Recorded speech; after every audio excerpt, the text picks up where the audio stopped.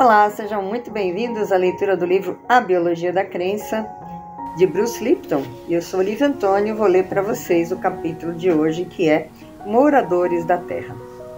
Embora a analogia da TV seja útil para explicar a teoria, não é completa porque a televisão é apenas um aparelho receptor. Mas durante a vida, nossas atitudes alteram o ambiente.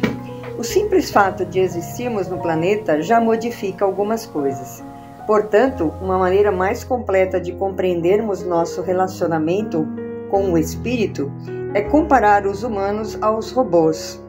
Spirit, entre aspas, e Opportunity, entre aspas, enviados a Marte ou mesmo a outras naves da NASA que enviamos à Lua e a Marte. Os humanos ainda não têm condições físicas de ir a Marte, mas todos gostaríamos de saber como seria pousar naquele planeta. Enquanto isso, enviamos equipamentos equivalentes a exploradores humanos. Embora não se pareçam em nada conosco, eles têm funções similares às nossas. São equipados com câmeras que registram imagens do planeta como se fossem olhos. Possuem também detectores de vibração que funcionam como ouvidos, entre aspas, sensores químicos que identificam gostos, entre aspas, e assim por diante. Esses aparelhos podem sentir o ambiente de Marte quase como nós o faríamos. Vamos analisar os detalhes do funcionamento desses robôs. Suas antenas, entre parênteses, receptores, são ajustadas para receber a transmissão de informações de um humano da NASA. É ele que envia os dados que fazem com que o robô se movimente. No entanto, ele não apenas recebe informações.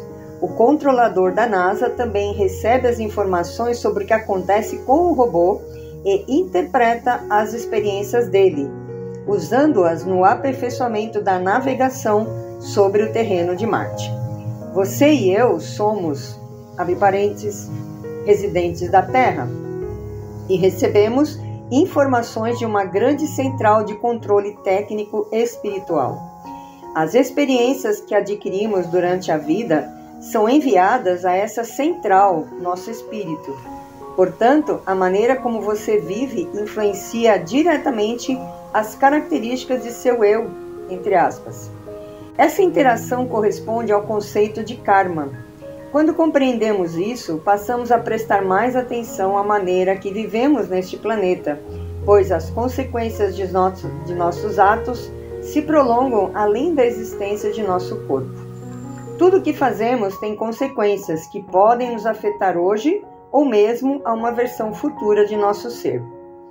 O conhecimento sobre as células somente confirma o que os grandes sábios espirituais vêm nos ensinando há séculos.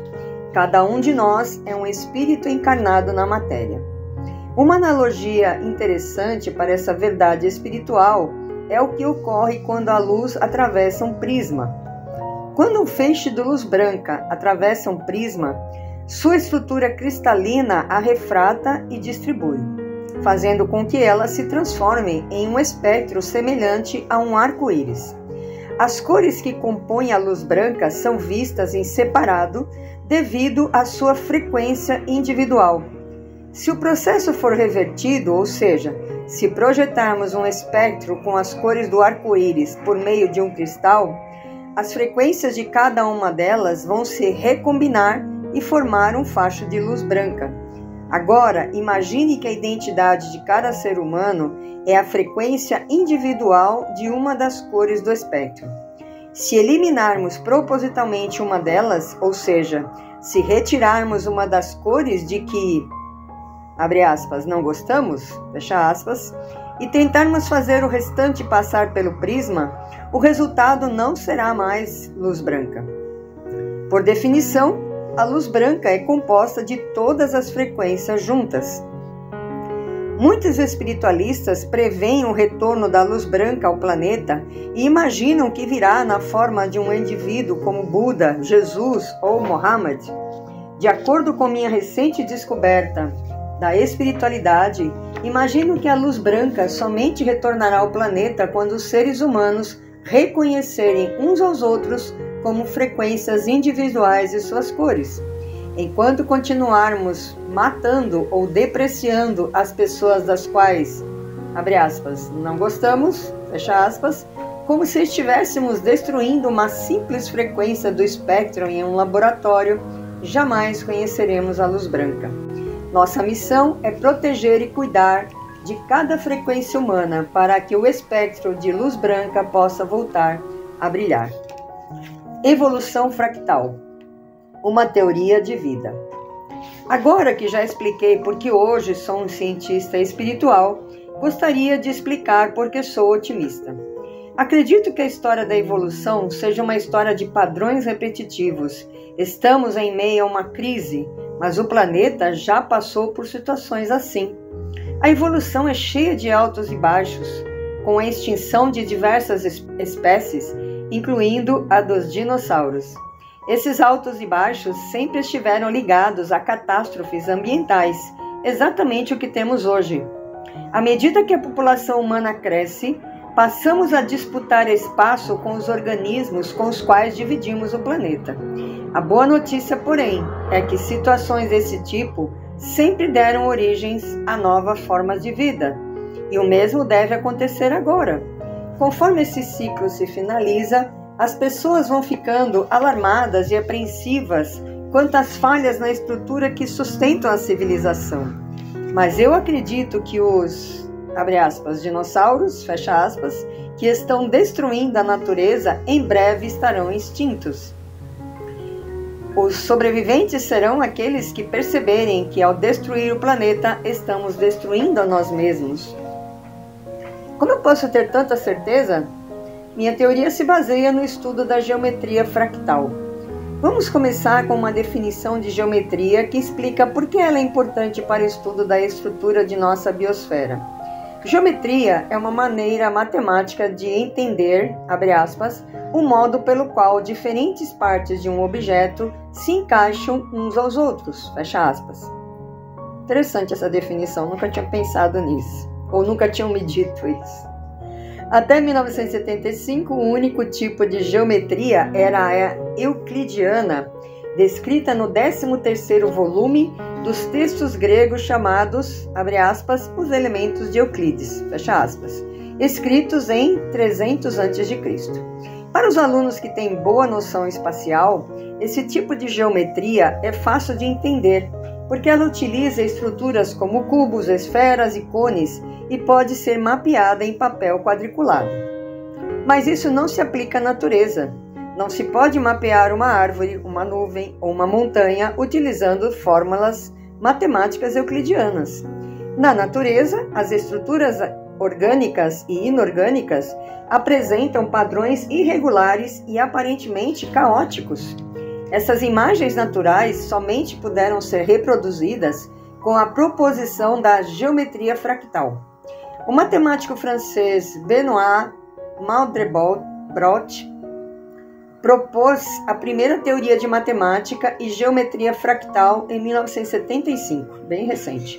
Diferentemente da física quântica, a geometria fractal, entre parênteses fracionária, nos força a levar em consideração esses padrões irregulares, um mundo estranho de formas curvas de objetos de mais de 3 dimensões. A matemática dos fractais é extremamente simples porque envolve apenas uma equação com multiplicação e adição. A mesma equação é repetida um número infinito de vezes. Por exemplo, entre aspas, o conjunto de Mandelbrot, fecha aspas. Baseia-se na simples fórmula de pegar um número, multiplicá-lo por ele mesmo e adicioná-lo ao resultado. O número resultante é então utilizado novamente na mesma equação, e o resultado utilizado mais uma vez na equação e assim por diante. O desafio é que, apesar de que cada equação seguir a mesma fórmula, essas equações têm de ser repetidas milhões de vezes para que se encontre o padrão fractal. O trabalho manual e o tempo que se consome nessa operação impedia os matemáticos de reconhecer o valor da geometria fractal, mas o advento dos computadores, Mandelbrot conseguiu definir sua nova matemática. A geometria dos fractais envolve a criação de padrões repetitivos.